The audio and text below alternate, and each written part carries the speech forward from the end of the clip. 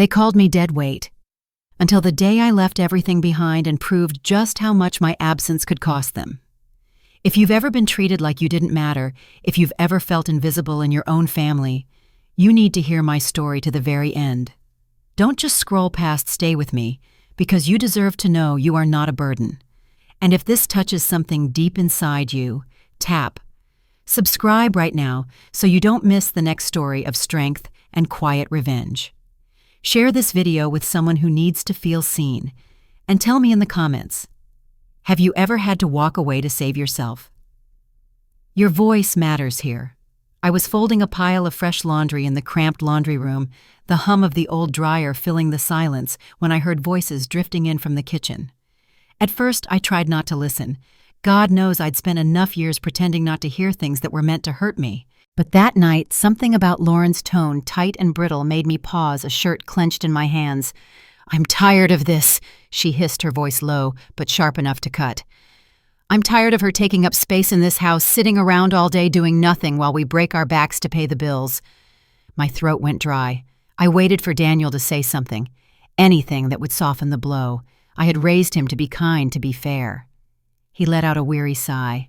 "Lauren, she's old. Come on, don't be so hard on her. Don't be so hard." Her voice cracked into a higher pitch.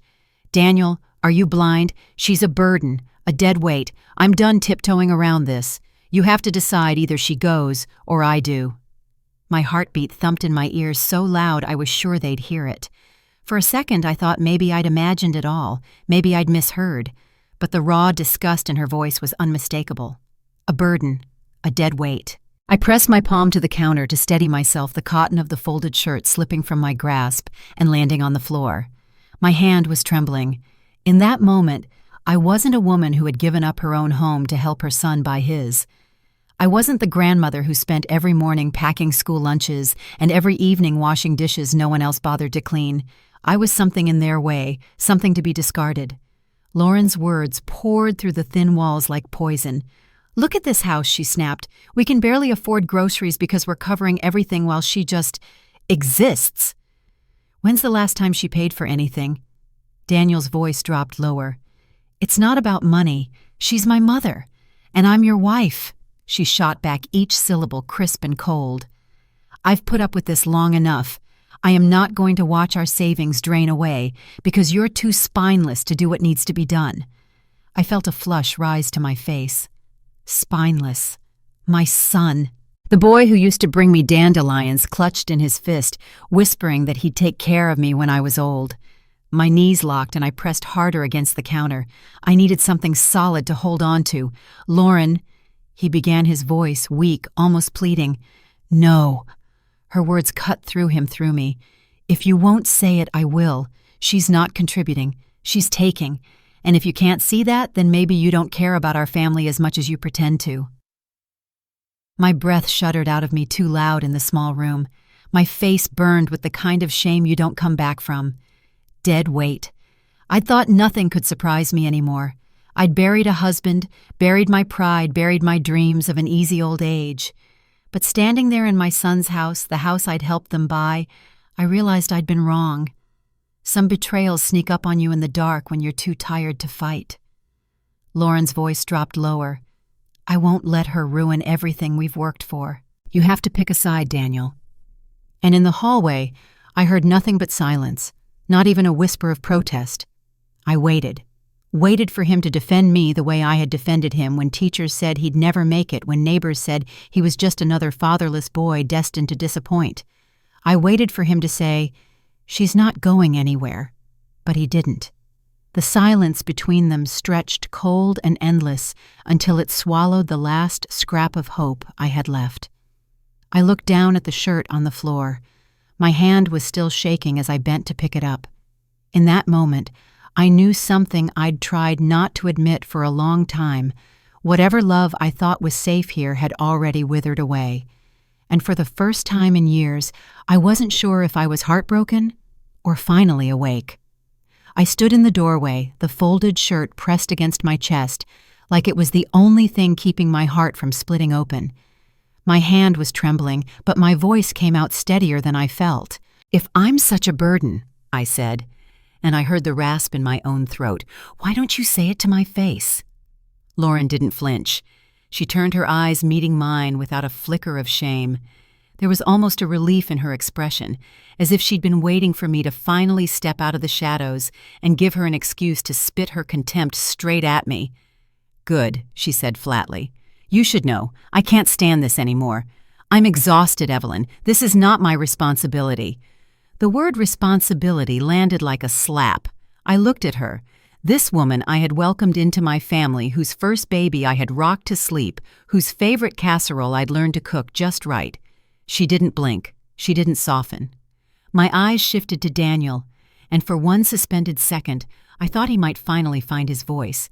But he just looked down at the kitchen tile, as if studying the grout was more bearable than looking his mother in the eye. I felt something collapse inside me. "Say something." I whispered, my throat tight. He didn't. Lauren's voice sliced through the air, clear and cold. "You've been here for almost 4 years, Evelyn." 4. And what exactly have you contributed? Because from where I stand, all you've done is take up space and drain our finances. She glanced around the kitchen like she was gathering evidence of my crimes, my coffee mug by the sink, the basket of folded laundry I hadn't carried upstairs yet. "Look at this," she said, her voice rising. "I'm the one buying groceries. I'm the one paying the utilities. You don't pay rent. You don't pay for anything. And you expect us to be grateful you're here. For what? For sitting in that chair all day staring out the window?" Her words cracked something in me that had been holding steady out of sheer habit. "That's enough," I said, and though my hand was still shaking, I felt my spine straighten. But Lauren wasn't finished. "No, Evelyn." "It's not enough," she shot back. "I have held my tongue out of respect for your son, but you know what? Respect goes both ways, and I'm done tiptoeing around your feelings while you pretend you're owed something here. You are not owed this. You are not owed us." Daniel still hadn't looked up. My disappointment in him was like a stone in my chest. "You're right," I said quietly. "I'm not owed anything." Lauren folded her arms like she'd won something. "You want honesty? Fine," she said. "You've become a problem we can't ignore anymore. You're not helping this family. You're holding us back." I felt my breath leave my lungs. For a moment, the room blurred at the edges. My heart was beating so hard I thought I might black out. I turned to my son one last time. "Daniel," I said, my voice cracking in spite of my best effort to keep it steady. "Is that how you feel too?" He swallowed. His shoulders slumped. And when he finally spoke, his words were so soft, I almost wished I hadn't heard them. "I don't know what to say," he murmured. I stared at him, searching for the boy I used to know, the boy who used to draw me lopsided Mother's Day cards and tell me I was the best person in the world. He wasn't there.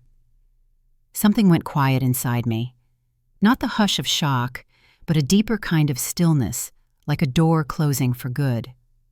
I thought I would scream or break or beg, but instead I felt oddly calm, like all the fight had drained out of me at once. I laid the folded shirt carefully on the counter, smoothing the fabric with a hand that didn't tremble anymore. "All right," I said softly. Lauren tilted her chin up, triumphant. "You're making the right decision," she said. But she was wrong. I wasn't deciding anything for them. I was deciding something for me. I turned without another word and walked back down the hall, each step heavier than the last.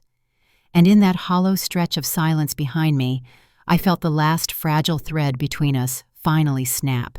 The next morning I woke up before dawn, hoping foolishly that the air between us would have cleared overnight.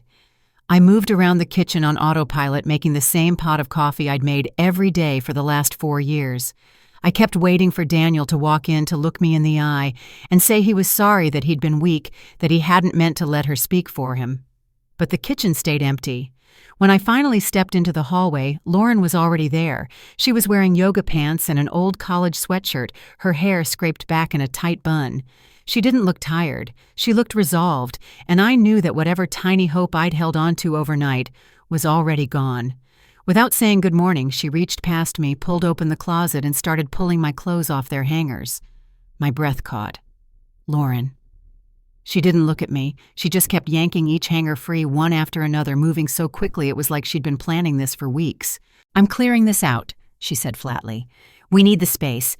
Madison is getting too big to share a room with the twins. My stomach twisted. You could have at least asked me to. There's no point pretending, she cut in, her voice cold but not raised. You know this was coming. You can take the things you need. The rest can go in the garage. She shoved a stack of my folded sweaters into a cardboard box without even checking if the lid would close. A lavender sachet I'd kept in the closet for years slipped to the floor, bursting open in a little cloud of scented dust. I bent down to pick it up, my hand trembling. Daniel's footsteps sounded at the end of the hall. For one blinding moment, I thought he might stop. This might tell her to put everything back, might tell me to stay. But when I looked up, he wouldn't meet my eyes. He lifted his phone to his ear and muttered, "Yeah, I'm here to no one." I knew the screen was black. He wasn't talking to anybody. He just couldn't stand to watch. Lauren shoved another pile of my clothes into the box. The basement has more room anyway. You'll have privacy. I swallowed hard. The basement. Cold cement floor, no windows. Just a single bulb dangling from the ceiling. That's not a living space, I said, hearing how small my voice had gotten. She finally looked at me, then her eyes hard as stone. It's all we can offer. My gaze dropped to the photograph sitting on top of the pile of sweaters. It was in a simple silver frame, Daniel as a boy, front tooth missing, standing next to me in the yard of the little house I'd sold to help him buy this one. I reached for it before she could shove it deeper in the box. My hand closed around the cool edge of the frame, and I thought of every night I'd sat awake in this house listening for the baby's cries so she could sleep. Every morning I'd packed lunches, every evening I'd folded laundry that wasn't mine. All of it worthless now. I looked at Daniel again. His head was still turned away, phone pressed to his ear, pretending the world wasn't crumbling around us. "Daniel," I said quietly, "please, just look at me." He didn't. Something inside me sank so deep I knew it would never float back up again. Lauren turned back to the closet, pulling the last of the hangers free. "You should start moving your things downstairs before dinner," she said, as though she was talking to a stranger she barely tolerated. "I'll help you carry the boxes if you can't manage." I thought of all the times I'd lifted her kids into their beds when they were too tired to climb the stairs. All the nights I'd rocked them through fevers so she could rest. And here she was offering me the basement like a charity case. I hugged the photograph to my chest, afraid my hands might drop it if I didn't hold on tight enough. My thumb brushed over Daniel's face in the picture. I had never felt so invisible. Lauren picked up the box and carried it down the hall without another word. Daniel finally lowered the phone and glanced over, but by then I was already turning away. I walked into my bedroom, if it could still be called that, and sat down on the edge of the bed. For a moment, all I could hear was the blood rushing in my ears. I set the photograph carefully on the nightstand, closed my eyes, and breathed in the last scraps of the life I'd built here. I knew in that cold, hollow moment that whatever happened next, I would never let either of them see me beg. That night, I didn't cry. I thought I might, that the weight of everything would finally crack me open. But when I lay down on the narrow bed, there were no tears left to give. My body felt hollow, as though all the sorrow had burned itself out, leaving nothing but a clear, quiet certainty. The house was silent.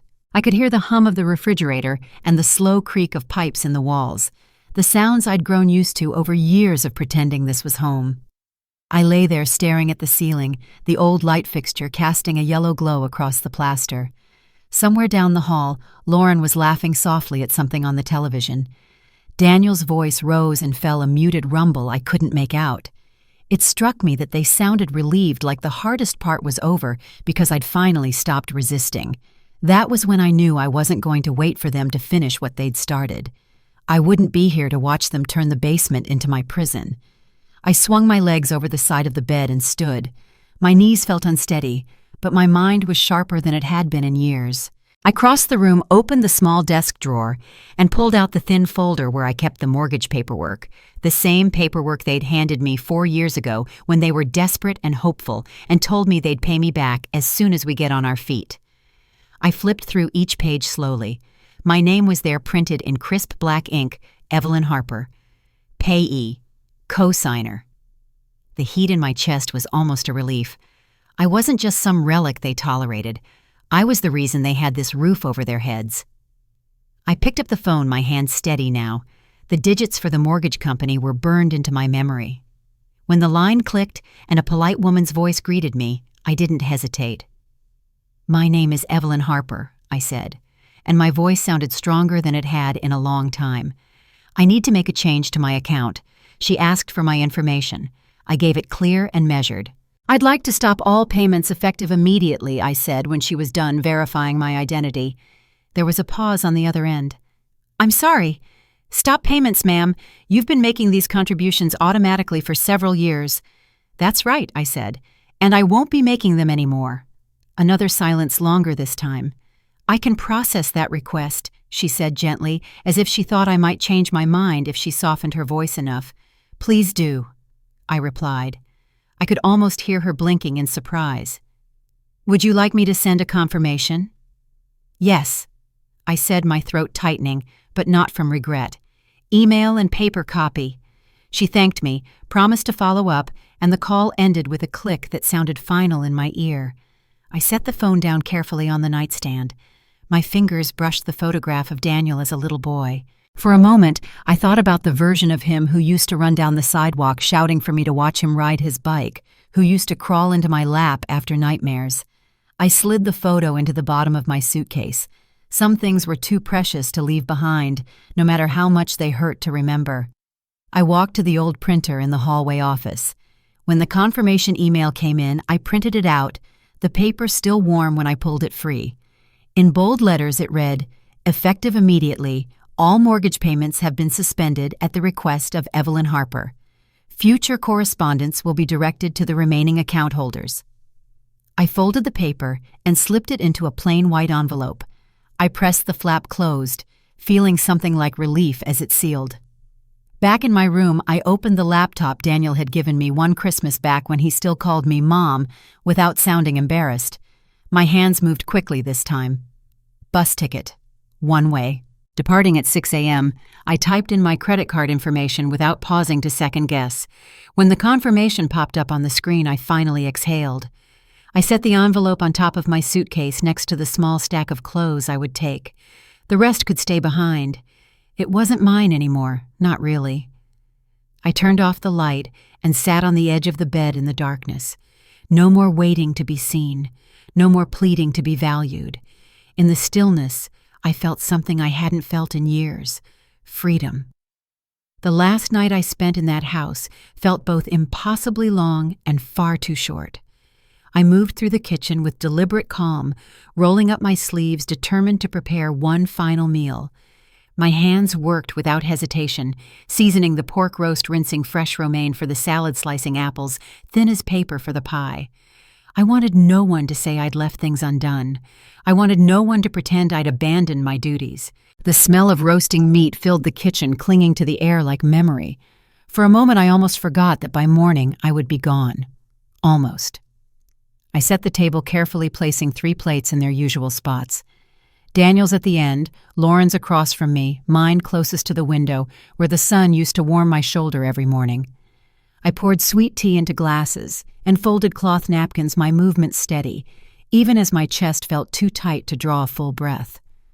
When I called them to dinner, neither spoke. Daniel settled into his chair with his gaze fixed on his phone. Lauren didn't bother to hide her irritation, tapping her nails against the table in that impatient rhythm I'd come to recognize. I sat down last, smoothing the front of my sweater. The silence was so complete, it felt like its own presence pressing against my skin. We ate like strangers. Each bite was mechanical, the clink of forks against plates, echoing louder than any conversation. I looked at Daniel's face, searching for a flicker of the boy who used to beg me for extra helpings of mashed potatoes, who used to thank me after every meal. But there was nothing. Halfway through dinner, I felt my heartbeat slow. A strange calm settled over me, the kind that comes only after you've lost everything you thought was unshakable. When our plates were nearly empty, I reached for the envelope I'd prepared. My fingers brushed against the edge, and for a second I paused, feeling the weight of what it meant. Then I set it down in the center of the table. The paper made a quiet sound as it touched the wood, but it felt deafening. Lauren's hand stopped mid-tap. Her eyes darted to the envelope and back to me, "What is that?" she demanded, her voice sharp. I didn't answer right away. I folded my napkin slowly and set it beside my plate. My hands didn't shake this time. "That," I said evenly, "is the final mortgage payment I will ever make." Daniel lifted his eyes, confusion darkening his expression. Lauren's lips parted, but no words came. "I called the bank last night," I continued, my voice clear. "I told them to remove me from all future payments. From now on, this house is your responsibility alone." For a heartbeat, no one moved. Then Lauren found her voice. "You're joking." I met her stare without blinking. "No, I'm not." Her face flushed red. "You can't just walk away. You can't drop this on us." I leaned back slightly in my chair, feeling a hollow ache in my chest that wasn't quite sadness anymore. "I can," I said. "And I am." Daniel pushed his plate aside, his hands curling into fists. "Mom, this isn't fair." I turned to him, letting all the years of disappointment sharpen my words. Fair. Was it fair to call me deadweight, to stand there while your wife told me I didn't matter? Was it fair to pretend I was invisible while I paid your bills and raised your children? He swallowed hard, his gaze falling to the table. Lauren's voice rose brittle with outrage. "You're trying to punish us." "No," I said, and this time my voice was soft, almost gentle. "I'm not punishing anyone. I'm freeing myself." For the first time, Lauren seemed genuinely startled. She leaned back as if I'd struck her. I pushed the envelope closer to them, the movement final. "You always wanted me to disappear," I said. "Consider this my gift to you." Daniel rubbed a hand over his mouth, looking smaller than I'd ever seen him. He didn't argue again. The pie cooled untouched on the counter, the smell of cinnamon and sugar mixed with the tension until I thought the air itself might shatter. I rose slowly, the chair legs scraping the tile. Neither of them looked up. "I'll be leaving before dawn," I told them. "You don't need to see me out." I gathered my plate, carried it to the sink, and washed it by hand. My reflection in the window above the faucet looked older than I remembered, but it also looked unafraid. When I turned around, Daniel was staring at the envelope as though it might explode. Lauren's jaw was clenched tight, her arms folded over her chest. I didn't wait for them to speak. I walked out of that kitchen with my head held high, and for the first time in years, I didn't look back. The morning I left, the sky was still dark, the kind of blue that belongs to people starting over or running away. I moved through the house without turning on a single light. My suitcase was already packed, sitting by the front door, like it had been waiting for years. I walked into the living room one last time. The shadows draped over the furniture made everything look softer, almost kind. I knew better. This place wasn't my home anymore. It was a monument to all the ways I'd been made small. I moved down the hall, careful not to make a sound. Mia's door was cracked open just enough to see her curled up with her stuffed rabbit tucked under her chin. Her hair was fanned across the pillow, her tiny hand resting on the blanket. For 1 second, my resolve wavered. She hadn't asked for any of this. She hadn't called me dead weight. I stepped inside and crouched beside her bed. My hand trembled as I brushed a strand of hair from her cheek. She didn't stir. I leaned down and pressed my lips to her forehead, breathing in the warm, sweet smell of her shampoo. "I love you," I whispered, my voice breaking. "Don't ever let anyone tell you you're less than enough." If she remembered anything about me, I hoped it would be that. Not the way her parents looked through me like I wasn't there, but the way I loved her with everything I had left. I stood up before my heart could betray me and make me stay. Back in the front hall, I gripped the handle of my suitcase. The wheels rattled across the tile as I pulled it behind me. Each step felt heavier than the last, but also freer. Halfway down the porch steps, I heard the door open behind me. Mom Daniel's voice was hoarse, the way it used to sound when he had a bad cold as a boy. I didn't turn. I couldn't. His footsteps came closer, quick and uneven. He stopped behind me so close I could feel the heat of him in the chilly dawn. "Mom, don't do this," he pleaded. "Please, we can fix it. We can talk, just don't leave like this." My hand tightened on the suitcase handle. I turned just enough to see his face in the dim porch light. His eyes were wet, his mouth trembling. For one wild second, I almost believed him. Almost. But I'd spent too many years waiting for him to see me, Too many nights swallowing my pride so he could pretend everything was fine. "It's too late," I said, my voice quiet but steady. His shoulders sagged like my words had knocked the air out of him. "I'm sorry," he whispered. "I should have defended you." I looked at him, really looked, and saw not the child I'd raised, but the man who'd stood by and let me be humiliated. "I know," I said, "but sorry doesn't rebuild what you broke." A tear slipped down his cheek. He didn't try to wipe it away. "I don't know what to tell Mia," he said, voice cracking. "You'll figure it out," I replied. "You're her father." He reached for me, but I stepped back. "I have to go," I said. He swallowed hard. "Will you ever come back?" I thought of Mia, of the nights I'd sat up with her, when she was sick, of the way her small arms felt around my neck. My chest ached, but I didn't let it sway me. "No," I said, "not here." His hand dropped to his side. For a moment he looked like he might fall apart, but I couldn't be the one to hold him together anymore. I turned, walked the last few steps to the driveway, and set the suitcase down on the cold concrete. The taxi headlights turned the yard into a stage, all of us caught in one last scene. I didn't look back. Not when the porch light flicked off. Not when the door closed with a soft thud that sounded more final than any goodbye. The driver opened the trunk, and I lifted the suitcase inside. My arms felt lighter than they should have. When I settled into the back seat, the engine rumbled to life. As we pulled away, I finally let out the breath I'd been holding for years. And in that long exhale, I felt it. Pride, sorrow, relief, all tangled together in a way that felt honest. I was leaving everything behind, and for the first time, it felt like exactly the right thing to do. The bus rolled out of town just as the first streaks of sunrise cracked across the sky. I sat by the window with my suitcase tucked between my legs, watching the familiar streets fall away behind me. The headlights swept across houses that had once felt like mine places I'd known for decades. But in that moment, I realized how little they mattered now. I didn't cry. I thought I might, that leaving would finally break me open, but all I felt was a strange, steady calm. It was the kind of quiet you get after a storm when everything has already been torn apart and there's nothing left to fear. Hours passed in a blur of flat highways and dark rest stops. I didn't sleep. I didn't need to. My mind was clear in a way I hadn't felt in years. Somewhere outside Tallahassee, I pulled out my phone and scrolled through the old messages from Rachel. Most of them were short, awkward attempts to bridge the distance we'd let grow between us. Holidays we spent apart, birthdays acknowledged too late. But the last one was different. If you ever need somewhere to go, she'd written the night she left her husband. Just call me. I'd saved it. I never replied, but I read it 100 times.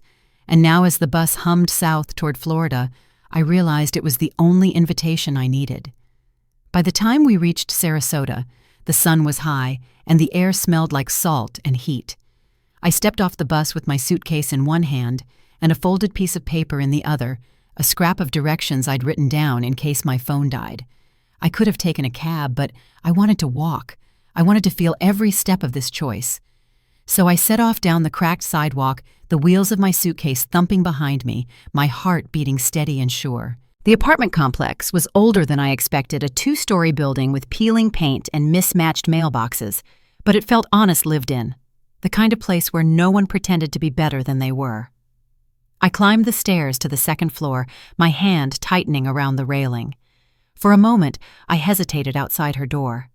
My heart fluttered not from fear, but from the hope that maybe this was where I was meant to land all along.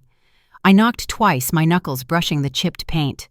A shuffle of footsteps inside. Then the lock clicked open and there she was, Rachel, my girl. Her hair was pulled into a messy bun, her face pale and tired in a way I recognized too well. She'd been carrying her own kind of weight, the kind you don't talk about over the phone. She didn't say a word. Neither did I. I set my suitcase down and reached for her, and she folded into my arms like she'd been waiting for it all this time. For a long moment we just stood there breathing the same air, letting everything unsaid pass between us without needing explanation. When she finally pulled back, her eyes were wet. "I didn't know if you'd really come," she whispered. I touched her cheek, brushing away a tear. "I didn't know either," I admitted. "But I'm here now." Her mouth trembled, and she nodded like that was enough. Like maybe it had always been enough, she stepped aside to let me in. The apartment was small, just one bedroom, a living room, a narrow kitchen, but it was clean and bright, filled with little signs of a life she was reclaiming. A stack of library books on the coffee table, a thrifted lamp that cast a soft glow, a potted fern she'd probably bought to make the place feel less empty. I took it all in with a quiet kind of gratitude. She picked up my suitcase and carried it into the bedroom without asking if I'd be staying. It was understood. When she came back, she poured 2 glasses of iced tea and sat across from me at the little dining table. We didn't need to talk about the past. We didn't need to dissect what had broken or who had failed whom. We were here, together. And in that small, sunlit kitchen, I felt something I hadn't felt in years: peace. Rachel reached across the table and covered my hand with hers. Her grip was warm and certain. "Whatever comes next," she said softly, "we'll figure it out." I knotted my throat too tight to speak. For the first time in a long time, I believed her. We signed the lease on a little 2-bedroom apartment 3 blocks from the shore. The walls were thin and the plumbing rattled when you turned on the shower, but when we unlocked that door for the first time, it felt like opening a new chapter. I didn't bring much with me, just a suitcase of clothes, a few family photos I wasn't ready to let go of, and the recipe cards I'd carried through every move of my life. Rachel unpacked her sketchbooks and a set of cheap watercolor paints she'd bought at a yard sale. She arranged them in a neat pile on the coffee table, her hands moving with a quiet purpose that told me she was trying to rebuild too. That first week, we hardly spoke about where we'd come from. We didn't pick apart old mistakes or tally who had hurt who the most. Instead, we cleaned every corner of that apartment, scrubbed away the stale smell of vacancy, and claimed it as ours. We hung a small shelf by the front door for keys and letters, and Rachel bought a bright blue doormat that said "Welcome Home" in big, cheerful letters. I woke up early each morning, the sound of gulls drifting through the open window. For the first time in years, I didn't dread the day ahead. I brewed coffee-sliced fruit and watched the ocean light fill the kitchen like a promise. By the second week, I started baking again. At first, it was just to fill the place with a comforting smell: banana bread, oatmeal cookies, a simple pound cake. But Rachel suggested I take photos and post them online. "Just see if someone wants to buy a loaf," she said with a hopeful smile. So I did. And when the first order came, in a woman named Donna, who lived 2 blocks over, I felt a surge of something I hadn't tasted in a long time: pride. Rachel set up a little corner by the window for her painting. She didn't talk about what she was working on, just bent over her sketchbook for hours while I kneaded dough. Some nights we'd end up side by side on the couch, our hands dusted with flour and paint, laughing over old stories we hadn't told in years. It didn't matter that our furniture was mismatched or that the heater only worked when you kicked it in the right spot. It was ours. Every crooked picture frame and chipped coffee mug felt like proof that we were still standing. When orders started picking up, I turned the 2nd bedroom into a makeshift bakery. I lined the shelves with jars of flour and sugar, and Rachel helped me design a simple label: Evelyn's Kitchen. The first time I stuck one onto a bag of warm cinnamon rolls, I nearly cried. We made enough to cover the rent and groceries, nothing fancy but enough. More important, we were doing it ourselves. No one could say we were a burden. No one could take it away. Some evenings we walked down to the water just to feel the sand under our feet. We didn't always talk. Sometimes it was enough to just be there side by side, letting the waves remind us that everything eventually changes. One night, as we watched the sun slip into the Gulf, Rachel turned to me with tears in her eyes. "Mom," she whispered, "I'm glad you came." I reached for her hand, squeezing it tight. "So am I said, and for once I meant it without reservation. Our life wasn't perfect, but it was real. And in that small apartment by the ocean, we finally started to believe we deserved peace. A few months passed in that little apartment by the sea, and for the first time in decades, I felt like my life belonged to me again. The orders for bread and cookies trickled in steadily enough to keep my hands busy and my heart steady. Rachel painted late into the evening, sometimes humming to herself in a way that reminded me of when she was small. We had our routines: morning coffee on the balcony, afternoon walks to the market, quiet dinners at the wobbly kitchen table. No one raised their voice. No one looked through me like I was invisible. I didn't think much about the house I'd left behind. Some nights I wondered if Mia missed me, or if she even understood why her grandmother had vanished, but I refused to let regret pull me back to a place that had stolen so much of my spirit. Then on a warm Saturday morning my phone rang. The number glowed on the screen, Daniel's cell. For a second my thumb hovered over the answer button. A small voice inside me said I didn't owe him anything, but I pressed accept anyway. His voice came through thin and brittle, as if he hadn't slept in days. "Mom," he started, already unsteady. I don't even know how to say this. I didn't say a word. I waited. He drew a shaky breath. The bank sent a foreclosure notice. "We're 3 months behind. They're going to take the house." My hand didn't tremble. My chest didn't ache. I listened calmly, as if he were describing a stranger's misfortune. "I tried to get a loan," he went on, his words tumbling out in a rush. "But with the debts and the late payments, they won't help us. I thought we'd catch up when Lauren went back to work, but—" His voice cracked. "It's too late. Mom, please. I know we don't deserve it, but is there any way I close my eyes and picture that kitchen table, the envelope I'd left between us, the look on Lauren's face when she realized I wasn't bluffing? I remembered every time they'd pretended I wasn't standing right there, every time they'd sighed when I walked into the room. I thought of the night Daniel turned away while I was called worthless, the night he said nothing. When I finally spoke, my voice was steady, almost gentle. "You were right," I told him. "I was a burden." "No," he said quickly, his voice cracking. "No, Mom. That's not what I meant." "But it was," I said. "And that's why I left. I spent too many years carrying a house that was never mine, too many years hoping you'd see me, and when you didn't, I decided I wouldn't keep paying for a place where I was nothing." He started to sob, quiet and raw. "I'm sorry," he whispered. "God, I'm so sorry. Please, I don't know what to tell Mia. She keeps asking why you don't call." A knot tightened in my throat, but I swallowed it down. "You'll figure it out," I said. "That's what fathers do." He was silent for a long time, just the sound of his breathing broken by a choked sob. "Please," he tried again. "If there's any way you could help, just this once, I could have given in. I could have pulled out my checkbook and rescued them one more time." But as I looked around my little kitchen at the jars of flour, the basket of fresh lemons, the watercolor painting Rachel had pinned above the sink, I knew I'd never do it again. I had earned this freedom. "I can't," I said quietly. He inhaled like he'd been slapped. "Mom, please, we'll lose everything." "You already did," I told him, "when you let her treat me like nothing." He started to say something else, but I didn't wait. "I hope you find your way," I said, my voice low. "But I won't be part of it anymore."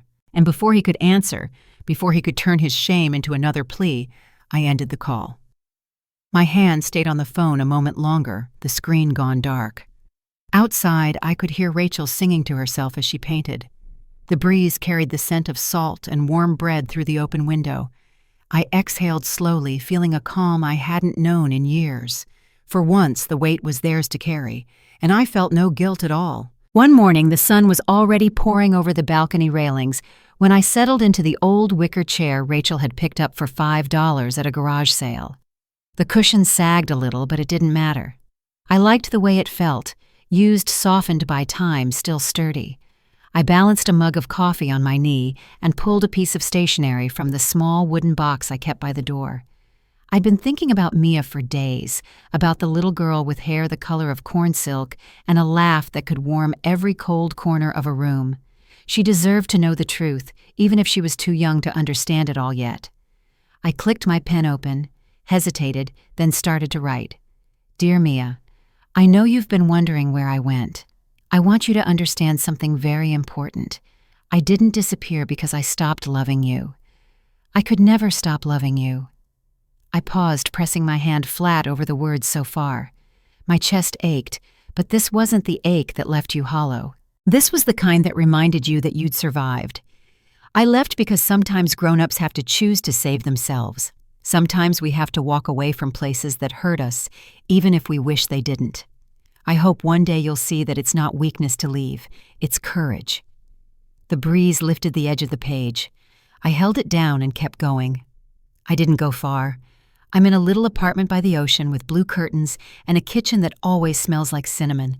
I spend my mornings baking and my afternoons walking on the beach with your Aunt Rachel. She's learning to smile again, and so am I. You were never the reason I was sad, Mia. You were always the reason I stayed as long as I did. I swallowed, feeling the heat sting behind my eyes. If you ever wonder about me, I hope you remember this. I didn't vanish. I just finally found a place where I'm not treated like something disposable. I signed my name with a hand that didn't tremble anymore. Love, always, Grandma. I slipped the letter into an envelope, sealing it with a press of my thumb. I didn't write a return address. Part of me knew it would be easier that way for her, for me. But as I set the envelope aside, I felt no regret. I looked out over the quiet street below, watched a woman jogging past with her dog, listened to the soft hum of life happening all around me. The old me would have felt like an intruder in this piece, like I hadn't earned it, but I knew better now. I took a long sip of my coffee and let my thoughts settle into something like certainty. I was not a burden. I never had been. I was a keeper of warmth, a builder of homes, a woman who gave everything she had sometimes to people who couldn't see the worth in it. That was their loss to live with, not mine. I thought about Daniel and Lauren, about the cold kitchen and the envelope I'd left behind on their table. Maybe someday they would understand what it cost to lose the person who made their house feel like more than walls and a roof. Maybe they wouldn't. Either way, I no longer carried that weight. I set my empty mug aside, feeling lighter than I had in decades. Inside, Rachel called out that the bread was ready to come out of the oven. Her voice was bright and unguarded in a way that made me proud of her and proud of myself. I stood up, feeling the sun warm the back of my neck, and pressed my palm to the railing. Let them say what they would about me. Let them believe whatever made them feel righteous. I knew the truth, and it was enough. I hadn't left out of spite.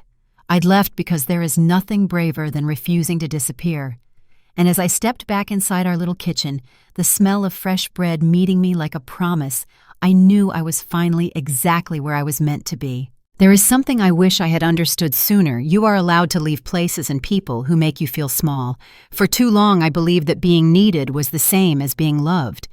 I thought that if I kept sacrificing my money, my time, my dignity, someone would finally see my worth. But the truth is, some people will take and take until there is nothing left of you but an empty shell. Walking away wasn't an act of cruelty. It was the most loving thing I could do for myself. I finally realized that I deserve a life where my presence is valued, not tolerated. We all do. If you ever find yourself questioning whether you matter, remember this: you are not a burden. You are not disposable. You are a person with a heart full of stories, with years of giving behind you and plenty of life still ahead. Never apologize for choosing peace.